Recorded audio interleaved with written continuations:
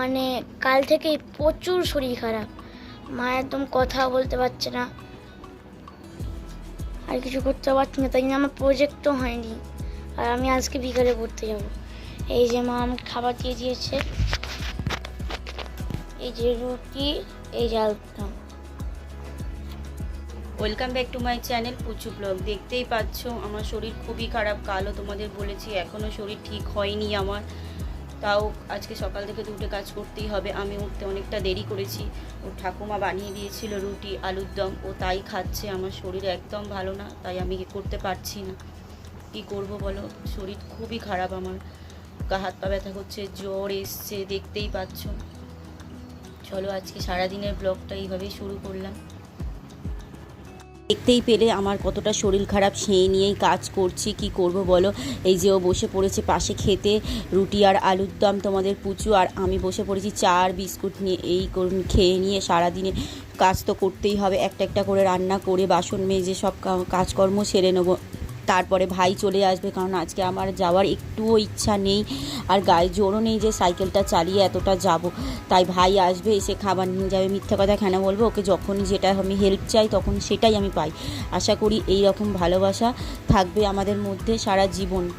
সে যেই আসুক না কেন, আশা করি এই ভালোবাসাটা আমাদের মধ্যে কমবে না। আমি এটা বিশ্বাস করি, দুজনে যদি আমরা ঠিক থাকি। আমি মনে করি যে হয়তো তৃতীয় ব্যক্তি ঢুকলে দুই ভাই বোনের মাঝখানে হয়তো সেখানে হতেই পারে একটু প্রবলেম, কিন্তু না, যদি আমরা দুজনে যদি ঠিক থাকি তাহলে তৃতীয় ব্যক্তি ঢুকলেও আমাদের কিচ্ছু করতে পারবে না। তা তোমরা আমাদের জন্য প্রার্থনা করো যে আমি আর আমার ভাই যেন এই রকমভাবেই সব সময় এক থাকতে পারি। আর তোমাদেরকে তো বলেইছিলাম আমি বাটি করে চা খেতে ভালোবাসি, তাই দেখো বাটি করে আমি চা খাচ্ছি। আমি দুধ খেলেও বাটি করে খাই, আর আমি চা খেলেও তাই। আর দেখো আমি আজকের আমার ভিডিওটা দিতে অনেক লেট হয়ে গেছে, কারণ শরীর খুব খারাপ ছিল। দেখতেই পেলে লাইভ ভয়েসটা সুরজিৎ দি। মা এত শরীর খারাপ নিয়েও কাজ করে তোমাদেরকে দেখিয়েছিলাম যে আমার মা চা খাচ্ছিল, আর আমি একটু রুটি আর আলুরদম খেয়েছিলাম, যেটা ঠাকুমা বানিয়ে দিয়েছে। মায়ের আজকে সত্যি শরীর দিচ্ছে না, তাও তো কী করবে, সংসার তো সামলাতেই হবে, তাই জন্য এই কাজগুলো তোমা করছে। এই দেখো কত কিছু রান্না করেছে। কিছুক্ষণ পরে মামা আসবে খাবার নিতে। তোমার তো জানোই মামার কেউ নেই। দেখতেই পাচ্ছ জামা কাপড় আর বাসন এখনো পড়ে আছে, তার মানে বুঝতে পারছো মায়ের কতটা শরীর খারাপ। এই দেখো কত জামা কাপড়, তার সঙ্গে একটা দেখো আজকে আমি সকালবেলা পড়তেও যেতে পারিনি, ঠিক আছে? তাই জন্য তোমরা বুঝতেই পারছো আমার মায়ের কতটা শরীর খারাপ। মা একা হাতেই সব কিছু সামলায়, মা ছাড়া আমার কেউ নেই, তোমরা জানোই।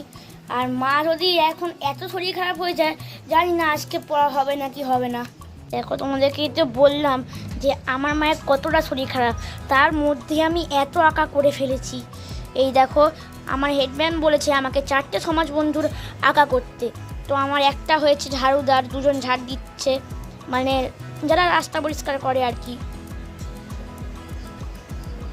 আর এই দেখো এগুলো হচ্ছে ধান কাটছে। এই যে একজন ধান কাটছে, একজন ধান নিয়ে যাচ্ছে, পাশে ধানের ক্ষেত আর কয়েকটা তাল গাছ। তারপরে দেখাচ্ছি আরও একটা আঁকা, এই যে খবরের কাগজ সম্বন্ধে লিখতে হবে। তারপরেই আসছে গ্রামের দৃশ্য। তোমরা প্রে করো যাতে আমার মা তাড়াতাড়ি সুস্থ হয়ে যায়। আমার আর এই দেখো একটা ডাক্তারের ছবি, ওপরে আরও একটা ডাক্তারের ছবি আঁকবো, আর এখানে ডাক্তারের সম্বন্ধে লিখবো। এই যে দেখো সারা বিছানা এখনো অগোছালো, মা তাও এত শরীর খারাপের মধ্যে রান্না করছে।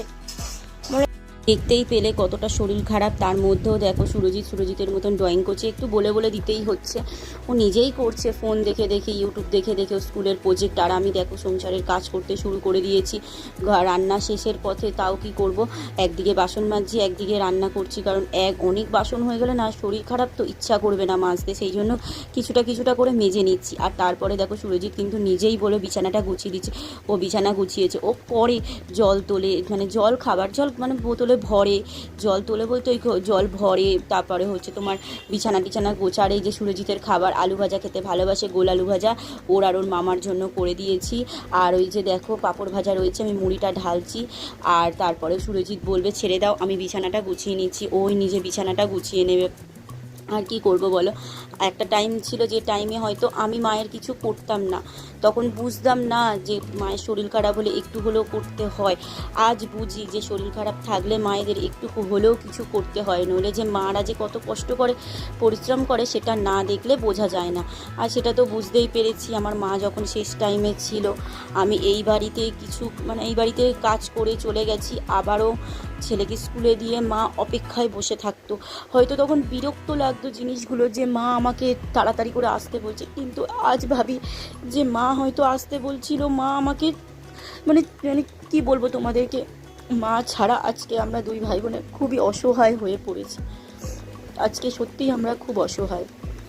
আর এই দেখো কালকে কাঁকড়া নিয়ে এসেছিলো, দেখতেই পেয়েছিলে, সুরজিৎ ভিডিও করেছিল, আমার শরীর খারাপ আমি শুয়েছিলাম, ও ভিডিও করেছিল, সেই কাঁকড়াটা কিন্তু আজকে করে ফেলেছি। আর তোমাদের যে বললাম সুরজিৎ বিছানা গোছাবে, এই দেখো গুছিয়েও ফেলছে।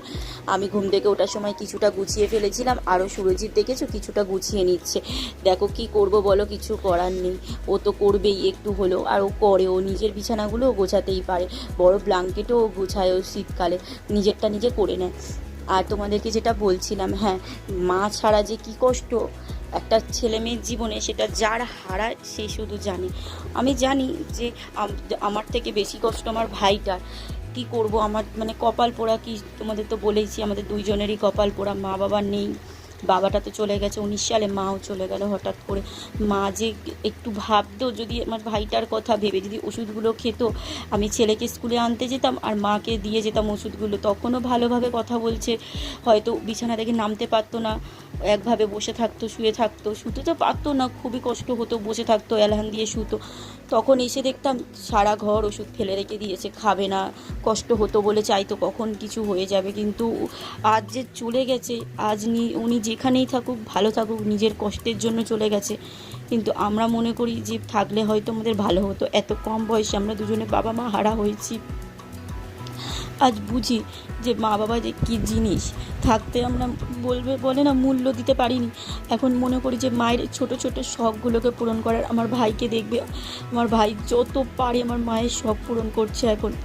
কিন্তু এখন হারিয়ে ও বুঝেছে যে কি হারিয়ে ফেলেছি। আর আমিও বুঝতে পারি প্রতিটা নিহত যখন দেখি না, বাপের বাড়িতে যাই, যে এক কাপ চা হলেও নিজেকে করেই খেতে হয়, সেই দিনগুলো হারিয়ে ফেলেছি। যে এক কাপ চা হলেও মা মুখের সামনে দিত, বাপের বাড়িতে গিয়ে থাকলে ঘুম থেকে উঠলে মা টিফিন বানিয়ে রাখতো, সেই দিনগুলো আমার জীবনে আর কোনোদিনও ফিরবে না। আমি মনে করি যেখানেই থাকুক মা ভালো থাকুক পৃথিবীতে। আর যাদের যাদের মা আছে আর যাদের নেই, তারা সব সময় যেন মাদেরকে খুবই ভালোবাসে। আর দেখো কি বলেছিলাম মায়ের প্রচুর শরীর খারাপ, তাই জন্য মামা এসে গেছে খাবার নিতে। এই যে ব্যাগ নিয়ে এসেছে, ছাতা, ভীষণ বৃষ্টি হচ্ছে তাই জন্য ছাতা নিয়ে আসতে হয়েছে। ভাই এসে গেছে, দেখো ভাইয়ের খাবার গুছিয়ে দিচ্ছে, যেতে পারিনি, কি করবো আর। ভাই একটু দরকারে বেরিয়েছিল, সেখান থেকে আমার বাড়িতে চলে এসেছে, কাঁধে ব্যাগ রয়েছে দেখতেই পাচ্ছ। তারপর আমি খাবার দাবার ওকে গুছিয়ে দিলাম, ও যাওয়ার সময় একটু খেয়ে নিল আমার সাথে। আমি কাল ওয়ারিস খেয়েছিলাম, আর ছেলে বানিয়ে রেখে দিয়েছিল নুন চিনি জল জিরা দিয়ে, একটু লেবু দিয়ে জল, সেটা ও আর আমি দুজনে একটু খেয়ে নিলাম। আর গ্লাসে করে দিলাম না, হাঁ করেই দুজনে বোতলের থেকে একটু একটু করে খেয়ে নিলাম। নিয়ে ও চলে গেল, আমিও ঘরের সমস্ত কাজবাজ সেরে আবারও ওষুধ টষুধ খেয়ে অল্প করে একটু ভাত খেয়ে একটু রেস্ট নিয়ে নিলাম। আজকে আর যাওয়া হলো না বাপের বাড়িতে, আবার কালকে যাব। কি করব দেখতেই পাচ্ছ, কি শরীর খারাপ নিয়ে আর যাবই না আজকের, তাই কালকেরে যাব। আর আজকের ভিডিওটা কেমন লাগলো অবশ্যই জানিও, আমার কিছু কষ্টের কথা তোমাদেরকে শেয়ার করলাম। তোমরা কিন্তু অবশ্যই কিন্তু এই ভিডিওটা দেখো, লাইক কমেন্ট করতে কিন্তু ভুলো না, আর শেয়ার করো, অনেক অনেক সাবস্ক্রাইব করো। আর তোমরা যত ভিডিও দেখতে থাকবে আমার ওয়াচ টাইম বাড়বে। আমি চাই তোমরা আমার পাশে থাকো বন্ধুরা, পুচু ব্লগের সব বন্ধুদের জানাই তোমরা আমার পাশে থাকো এইভাবে। ভিডিওটা কেমন লাগলো অবশ্যই কিন্তু কমেন্ট করে জানিও। টাটা বন্ধুরা।